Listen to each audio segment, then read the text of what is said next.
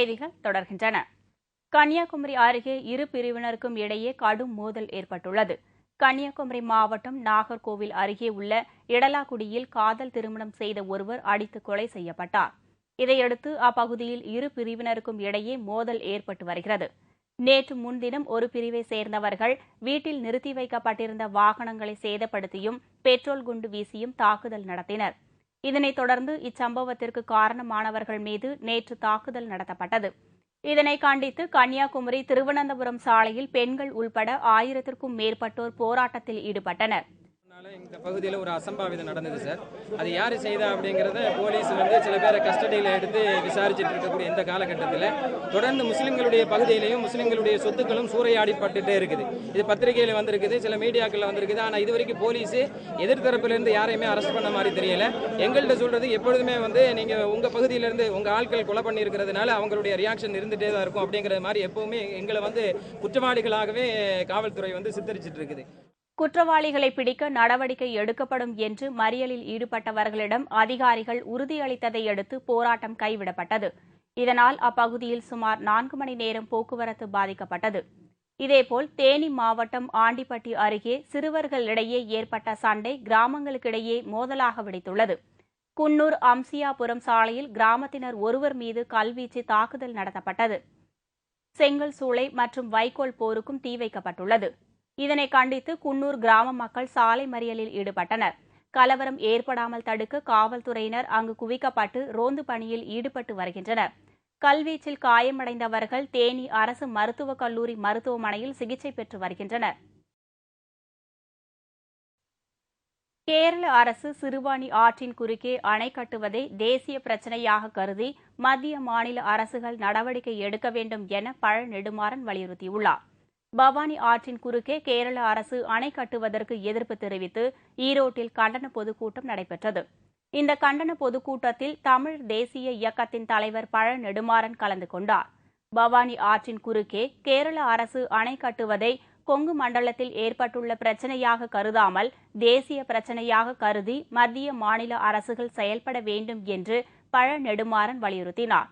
கேரள அரசு வீணாக கடலில் கலக்கும் நீரினை பயன்படுத்தாமல் தமிழகத்திற்கு வரும் நீரை தடுப்பதாகவும், ஆனால் இதனை மத்திய அரசு வேடிக்கை பார்த்துக் கொண்டிருப்பதாகவும் குற்றம் சாட்டினார்.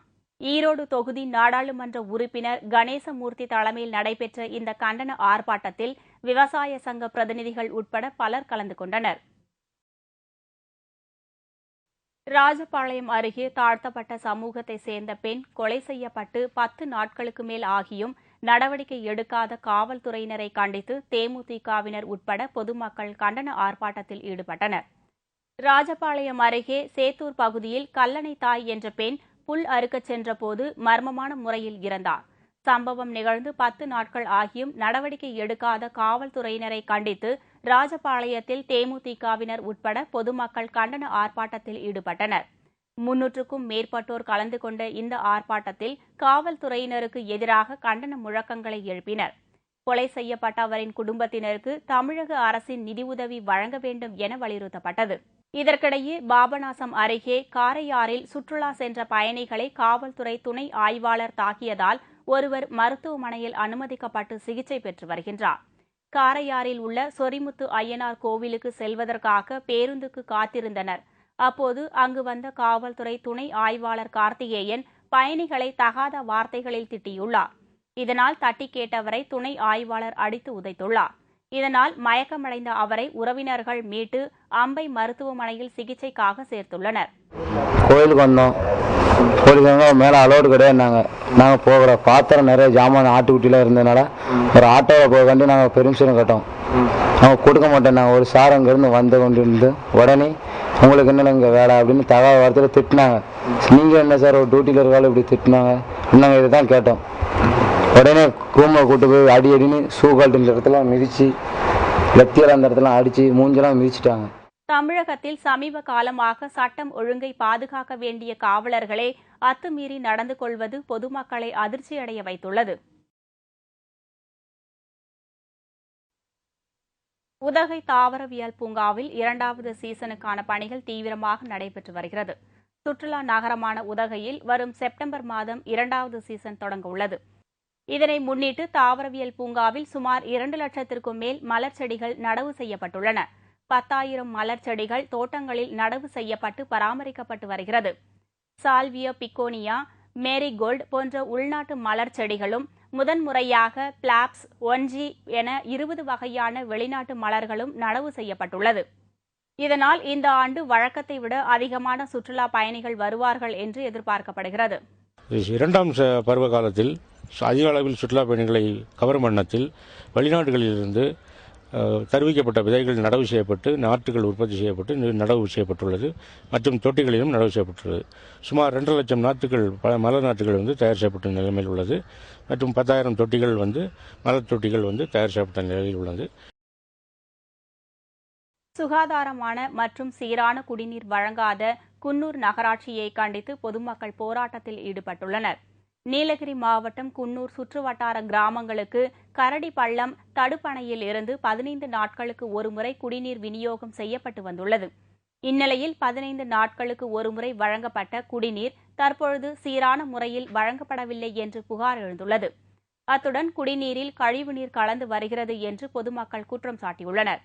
கழிவுநீர் கலந்து வரும் குடிநீரை குடித்ததால் சுமார் 21க்கும் மேற்பட்டவர்களுக்கு நோய் தாக்கியுள்ளதாக புகார் தெரிவித்துள்ளனர்.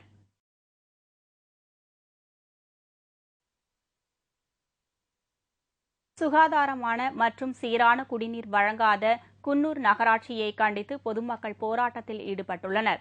நீலகிரி மாவட்டம் குன்னூர் சுற்றுவட்டார கிராமங்களுக்கு கரடி பள்ளம் தடுப்பணையில் இருந்து 15 நாட்களுக்கு ஒருமுறை குடிநீர் விநியோகம் செய்யப்பட்டு வந்துள்ளது. இந்நிலையில் 15 நாட்களுக்கு ஒருமுறை வழங்கப்பட்ட குடிநீர் தற்பொழுது சீரான முறையில் வழங்கப்படவில்லை என்று புகார் எழுந்துள்ளது. அத்துடன் குடிநீரில் கழிவுநீர் கலந்து வருகிறது என்று பொதுமக்கள் குற்றம் சாட்டியுள்ளனர். கழிவுநீர் கலந்து வரும் குடிநீரை குடித்ததால் சுமார் 21க்கும் மேற்பட்டவர்களுக்கு நோய் தாக்கியுள்ளதாக புகார் தெரிவித்துள்ளனர். இதுல எடுத்தீங்கன்னாக்கா 10 நாளைக்கு 15 நாளைக்கு ஒரு முறை தான் தண்ணி வந்துட்டு இருக்குது. இந்த 15 நாளைக்கு ஒரு முறை வர தண்ணியை கூட ரொம்ப கலங்களாவும் பாத்தீங்கன்னா இங்க தெரியுது சேறு தண்ணி. இந்த சேறு தண்ணியை குடிச்சாக்கா பல மக்கள் இன்னைக்கு நோய்வாய்ப்பட்டு அவதி விட்டுட்டு இருக்காங்க. அது இல்லாம இந்த தண்ணியில பாத்தீங்கன்னாக்கா என்ன கலந்து வருதுனாக்கா கழிவு நீர் தண்ணி கலந்துட்டு வருது. முன்னாலேயே பாத்தீங்கன்னாக்கா பைப்ல கழிவு நீர் கால்வாயில தண்ணி போயிட்டு இருக்குது.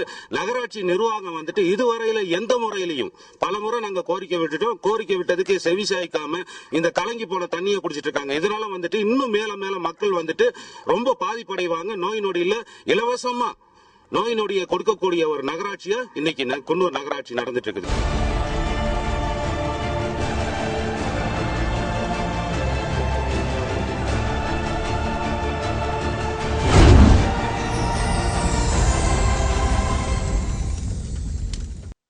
ஆச்சரியம் ஆனால் உண்மை. வழக்கமாக தண்ணீர் மலையிலிருந்து கீழே பாயும். ஆனால் இங்கே கீழிருந்து மேலே பாயும் நீரின் அதிசய காட்சியை காணுங்கள்.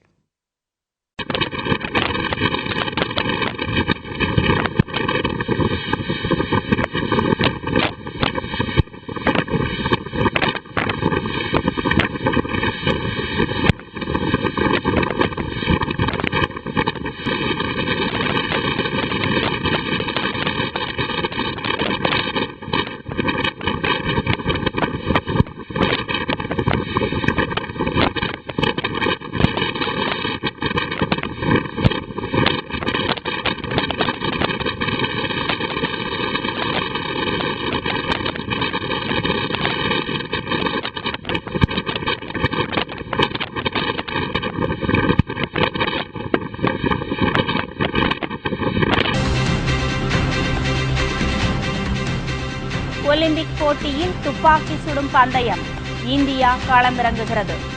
விவரம் இடைவேளைக்கு பிறகு.